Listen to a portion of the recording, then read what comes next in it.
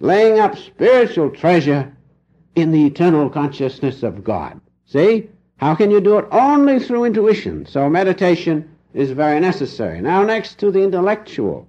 Intellectual studies are necessary if they spur you on to attain experience through realization. Remember that. Book learning is not enough. But if your intellectual studies spur you on to make those things your own through realization, if intellectual studies say that we have the intuition of the soul within us, all right. If you take it and meditate and feel and know that intuition, then your intellectual study is good. So intellectual studies constitute another requisite to leading a balanced life. Now, third, health. Health is necessary because it's almost impossible to make an ordinary success of business without health. So how much more so if you're going to make a spiritual success? It is good to have the body healthy, at least until you get hold of it, until you can control it. So health is another necessity in balanced living.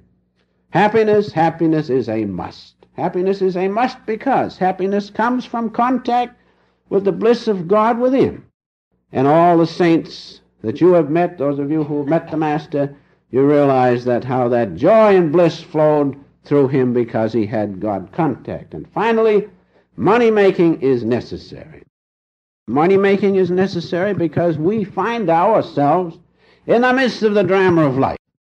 We have to make a living.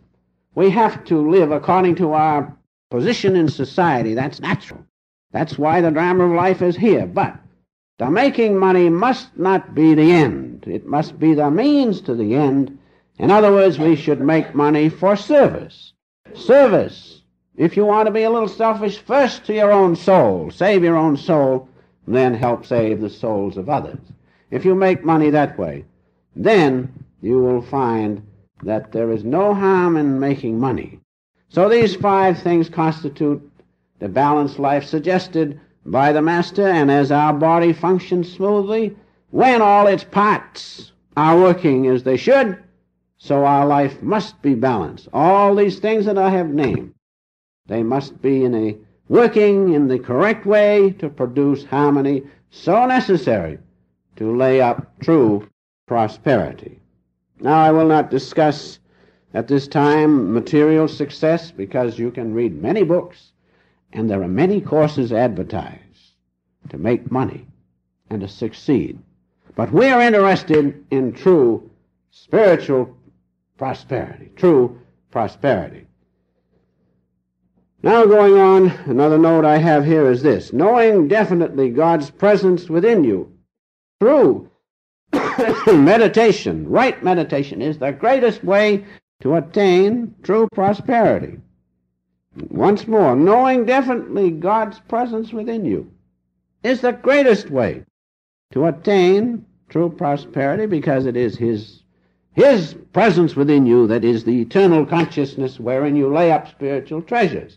Now that comes through God contact. God contact, that gives you the greatest spiritual treasure, true prosperity, because His contact in you means that when you merge in the holy vibration within you, the light and sound of the one cosmic sound, cosmic power, cosmic force, in that is God's presence. In that is His eternal consciousness.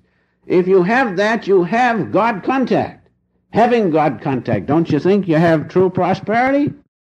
You surely do. You have the greatest prosperity. So, remember, the greatest way to attain, if you want real prosperity, is to know God in you, to be one with His presence in you. Then, if you have that contact, with God, then you can do as it says in the Bible, ask and you shall receive.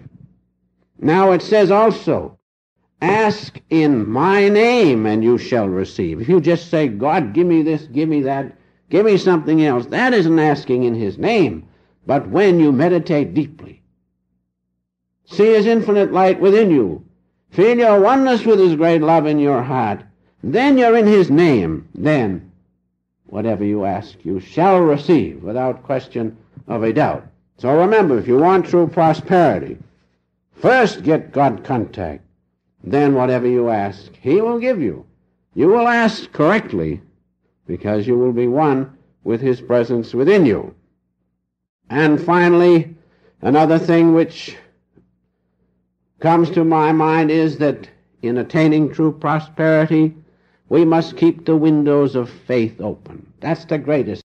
Some people have God contact to a certain degree, but when they're not meditating in that contact, then they lose faith. We must keep the windows of faith open.